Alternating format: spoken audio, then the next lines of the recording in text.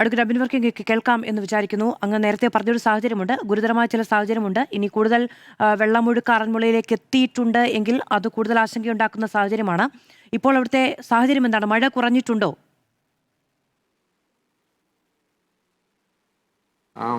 മാധു, ഇത് ഈ റാന്നിയിലുണ്ടാകുന്ന ഏത് ദുരന്തത്തിൻ്റെയും ആഫ്റ്റർ എഫക്റ്റ് ഉണ്ടാകുന്നത് ആറന്മുളയിലാണ്. കാരണം റാന്നിയിലുണ്ടാകുന്ന ആ മഴ വെള്ളം ഒഴുകി പോകേണ്ടത് പമ്പയാറ്റിലൂടെയാണ്. അപ്പോൾ പമ്പയാറ്റിലൂടെ ആ വെള്ളം ഒഴുകി പോകുമ്പോൾ ആദ്യം കരകവിഞ്ഞ് ഒഴുകുന്നത് ആറന്മുളയിലാണ്. അപ്പോൾ അതിൻ്റെ ഏറ്റവും കൂടുതൽ ആഫ്റ്റർ എഫക്റ്റ് ഉണ്ടാകുന്നത് ആറന്മുളയിലാണ്.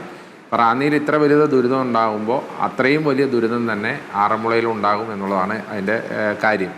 ഇപ്പോൾ ഇന്ന് രാവിലെ വളരെ അപ്രതീക്ഷിതമായിട്ടാണ് റാന്നിയിലുണ്ടായത്. അതുകൊണ്ട് തന്നെ അപ്രതീക്ഷിതമായിട്ടാണ് ആറന്മുളയിലും വെള്ളം ഉയർന്നു വന്നത്. ഇപ്പോൾ രാവിലെ ഞാനൊരു 6:30-7 മണിയോടുകൂടി നമ്മുടെ ആറന്മുള ക്ഷേത്രത്തിൻ്റെ സത്രത്തിൻ്റെ അവിടെ വന്നപ്പോൾ ഞാൻ വണ്ടിയും കൊണ്ട് നടന്നാണ് പോയത്. പക്ഷേ ഇപ്പോൾ നമുക്ക് അവിടെ വണ്ടി പോയിട്ട് നമുക്ക് ആളുകൾക്ക് പോയിട്ട് പോകാൻ പറ്റാത്ത രീതിയിൽ ഒരു 1.5 ആളി പൊക്കത്തിൽ വെള്ളവും അതിൽ ഭീകരമായ കുത്തൊഴുക്കുമുള്ള ഒരു സ്ഥലമായി മാറി. എന്ന് പറഞ്ഞാൽ അത്രയധികം വെള്ളം അങ്ങോട്ട് വന്നു എന്നുള്ളതാണ് നമ്മൾ മനസ്സിലാക്കേണ്ടത്. അപ്പോൾ ഇത് 2018 സമാനമായ രീതിയിലാണ് വെള്ളം വന്നുകൊണ്ടിരിക്കുന്നത്. അപ്പോൾ അത്രയും വെള്ളം വന്നിട്ടില്ല, പക്ഷേ അതിന് സമാനമായ രീതിയിൽ വെള്ളം വരുന്നുണ്ട്. രാവിലെ തന്നെ നമ്മൾ ക്യാമ്പുമായി ബന്ധപ്പെട്ട കാര്യങ്ങളൊക്കെ നമ്മൾ രാവിലെ തന്നെ ചെയ്തിരുന്നു.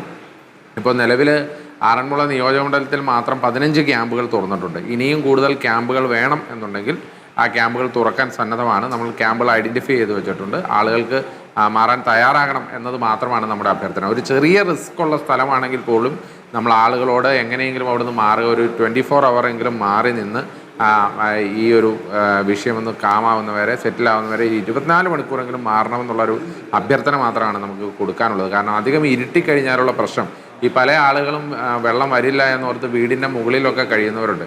അപ്പോൾ അവരുടെ പ്രശ്നം ഈ രാത്രി കറണ്ടുമില്ല, അതിനോടൊപ്പം തന്നെ ആളുകൾ പലരും അവിടെ ഇല്ല. അപ്പോൾ ഒരു വലിയ ഭീകരാന്തരീക്ഷമായി അവർക്ക് തോന്നും. അപ്പോൾ രാത്രി പിന്നെ നമുക്ക് അവിടെ നിന്ന് മാറ്റുക എന്ന് പറഞ്ഞാൽ അതൊരു വലിയ ഒരു റിസ്ക് ആണ്. അപ്പോൾ ഒറ്റപ്പെട്ടയിടങ്ങളിലൊക്കെ ആളുകൾ ഇപ്പോഴും വീടുകളിൽ തുടരാൻ തന്നെ സന്നദ്ധരായി നിൽക്കുന്നവരുണ്ടോ?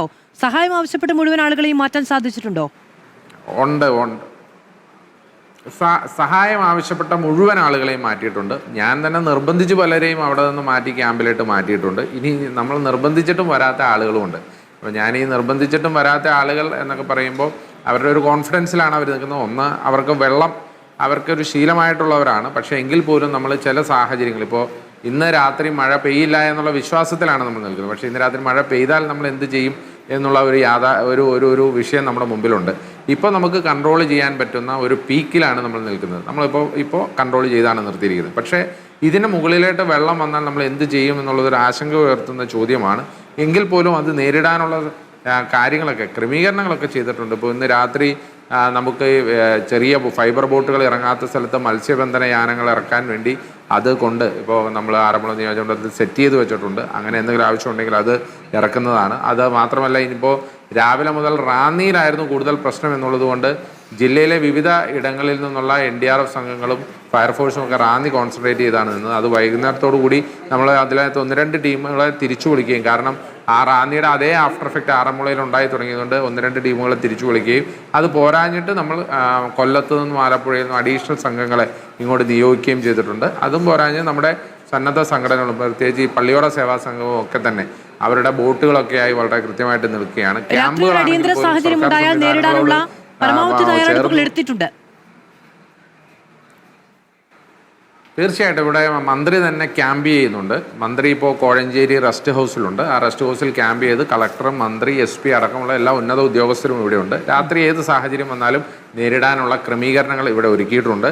അപ്പോൾ പക്ഷേ ഞാൻ പറഞ്ഞല്ലോ, നമുക്ക് വെള്ളത്തിൻ്റെ കാര്യമാണ്, ഇതിലൊരു റെഡ് അലേർട്ട് പോലെ നിലനിൽക്കുന്ന ഒരു വിഷയമാണ്. അപ്പോൾ മഴ പെയ്തു കഴിഞ്ഞാൽ ഇനി എന്തെങ്കിലും ഉരുൾപൊട്ടലോ അല്ലെങ്കിൽ കനത്ത മഴ, ഇന്നലെ പെയ്ത പോലെ അതിതീവ്രമായ ഒരു മഴയോ പെയ്താൽ അത് സ്ഥിതി ആശങ്കാജനകമായി മാറും. അതുകൊണ്ടാണ് നമ്മൾ ആളുകളോട് അവിടെ നിന്ന് മാറണം എന്ന് നമ്മൾ അഭ്യർത്ഥിക്കുന്നത്. ഒരു ചെറിയ റിസ്ക് ആണെങ്കിൽ പോലും അവരൊരു 24 മണിക്കൂർ നേരത്തേക്ക് അവർ ഈ ക്യാമ്പുകളിലോ അല്ലെങ്കിൽ അവരുടെ അടുത്ത ബന്ധുക്കളുടെ സേഫായിട്ടുള്ള അവരുടെ ബന്ധുക്കളുടെ വീടുകളിലോ എവിടെയെങ്കിലും പോയി ഒന്ന് ഈ ഒരു 24 അവർ നിൽക്കണമെന്നുള്ളതാണ് നമ്മുടെ അഭ്യർത്ഥന. ആ അഭ്യർത്ഥന മാനിക്കണമെന്നുള്ളതാണ് നമ്മൾ പ്രതീക്ഷിക്കുന്നത്. ദുരിതാശ്വാസ കേന്ദ്രങ്ങളൊക്കെ പെട്ടെന്ന് തയ്യാറാക്കിയതാണ്. അവിടേക്ക് ആവശ്യമുള്ള സാധനങ്ങളെല്ലാം ഉണ്ടോ? ആളുകൾക്ക് താമസിക്കാൻ കഴിയുന്ന സാധനങ്ങളൊക്കെ ഉണ്ടോ? വീട്ടിൽ നിന്ന് പെട്ടെന്ന് ഇറങ്ങി വരേണ്ടി വന്ന ആളുകളാണ്. അല്ല, ഞാൻ പറഞ്ഞല്ലോ, ഇത് ഐഡൻറ്റിഫൈ ചെയ്ത് വെച്ചിരുന്നു. കാരണം ഒരു 1.5 മാസം മുമ്പ് തന്നെ നമ്മൾ മഴക്കാല പൂർവ്വ ഒരു യോഗം കളക്ടറേറ്റിൽ കൂടുകയും ദുരിതാശ്വാസ ക്യാമ്പുകളായി പ്രവർത്തിപ്പിക്കേണ്ട സ്ഥലങ്ങളെ കുറിച്ച് ഐഡൻറ്റിഫൈ ചെയ്ത് വെച്ചിരുന്നു. ഐഡൻറ്റിഫൈ ചെയ്ത അതേ സ്ഥലങ്ങൾ തന്നെ ഇന്ന് നമുക്ക് തുറക്കാൻ സാധിച്ചു. അങ്ങനെയാണ് 15 ഇടത്ത് പെട്ടെന്ന് തന്നെ ദുരിതാശ്വാസ ക്യാമ്പുകൾ തുറക്കാൻ സാധിച്ചത്. അതുമാത്രമല്ല, ഇനിയും ദുരിതാശ്വാസ ക്യാമ്പുകൾ വേണമെന്നുണ്ടെങ്കിൽ തുറക്കാൻ സജ്ജമാണ്. ക്രമീകരണങ്ങളെല്ലാം ഒരുക്കിയിട്ടുണ്ട്. അത് റവന്യൂ വകുപ്പ് ഉദ്യോഗസ്ഥർ അതുമായി ബന്ധപ്പെട്ട കാര്യങ്ങളൊക്കെ ചെയ്യുന്നുണ്ട്. കാരണം അവരുടെ വേണ്ട ഭക്ഷണം, അവിടേക്ക് വേണ്ട ജനറേറ്റർ, അവർക്ക് വേണ്ട അത്യാവശ്യ വസ്ത്രങ്ങൾ, കിടക്കാൻ വേണ്ട കാര്യങ്ങൾ, പിന്നെ അവരുടെ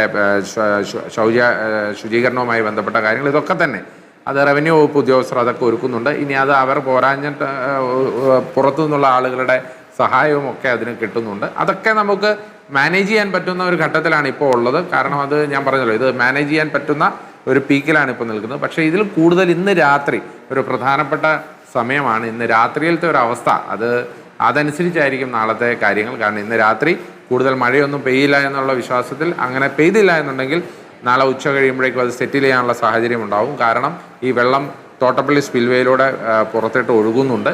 മറ്റ് പ്രശ്നങ്ങളൊന്നും ഇല്ലാതിരുന്നാൽ നമുക്ക് നാളെ വൈകുന്നേരത്തോടുകൂടി സെറ്റിൽ ചെയ്യാൻ സാധിക്കും. പിന്നെ അവിടെ ആറന്മുളയുമായി ബന്ധപ്പെട്ട് വള്ളസദ്യ അവിടെ നടക്കുന്നുണ്ടായിരുന്നു. അപ്പോൾ ഇന്ന് വള്ളസദ്യ കഴിക്കാൻ വന്നവർ, അല്ലെങ്കിൽ വള്ളസദ്യ നേർച്ചയായി വന്നവരൊക്കെ അവിടെ കുടുങ്ങിയൊരവസ്ഥയുണ്ടായിരുന്നു. രാവിലെ തന്നെ കുറച്ചുപേരെ മാറ്റി. വൈകുന്നേരമായപ്പോൾ വള്ളസദ്യ നമ്മൾ കരയിലൂടെ പോയി തന്നെ വള്ളസദ്യ നടത്തി പോകുന്നവരുണ്ട്. അപ്പോൾ അങ്ങനെയുള്ളവർ, വൈകുന്നേരം കുടുങ്ങിയവരെയൊക്കെ നമ്മൾ സുരക്ഷിത സ്ഥാനങ്ങളിലേക്ക് മാറ്റിയിട്ടുണ്ട്. സ്ഥിതി ഇപ്പോൾ നിയന്ത്രണ വിധേയമാണ്. രാത്രിയിലത്തെ അവസ്ഥ നോക്കിയാണ് ബാക്കി കാര്യങ്ങൾ. ദൈവാനുഗ്രഹത്തിൽ അത് കുഴപ്പമൊന്നും ഉണ്ടാവാതിരിക്കട്ടെ എന്ന് പ്രാർത്ഥിക്കുകയാണ്. ശരി, വളരെയധികം നന്ദി. അഡ്വക്കേറ്റ് അബിൻ വർക്കി ഞങ്ങളോട് സംസാരിച്ചതിന്. ഇന്ന് രാവിലെ മുതൽ അവിടെ ഈ രക്ഷാപ്രവർത്തനത്തിലും ഏകോപനത്തിലുമൊക്കെ അദ്ദേഹവും പൂർണ്ണസമയം നിൽക്കുകയാണ്. മന്ത്രി അവിടെ ക്യാമ്പ് ചെയ്യുന്നുണ്ട് എന്നുള്ളതാണ് അദ്ദേഹം പറഞ്ഞത്. SP അടക്കമുള്ളവരുണ്ട്. രാത്രി എന്ത് അടിയന്തര സാഹചര്യം ഉണ്ടായാലും നേരിടാനുള്ള സംവിധാനങ്ങൾ NDRF സംഘത്തിനെ അടക്കം റാന്നിയിൽ നിന്ന് ആറന്മുളയിലേക്ക് 1-2 സംഘത്തെ കൊണ്ടുവന്നിട്ടുണ്ട്. കൊല്ലത്തു നിന്നും മറ്റും കൂടുതൽ ആളുകളെ എത്തിച്ചിട്ടുണ്ട്. എന്തെങ്കിലും അടിയന്തര സാഹചര്യം ഉണ്ടായാൽ നേരിടാനുള്ള എല്ലാ തയ്യാറെടുപ്പുകളും ഉണ്ട് എന്നതാണ്. സാധ്യമായ എല്ലാ തയ്യാറെടുപ്പുകളുമുണ്ട്. ഇന്നത്തെ രാത്രി നിർണായകമാണ് എന്നത് കൂടി അദ്ദേഹം പറയുകയും ചെയ്തു.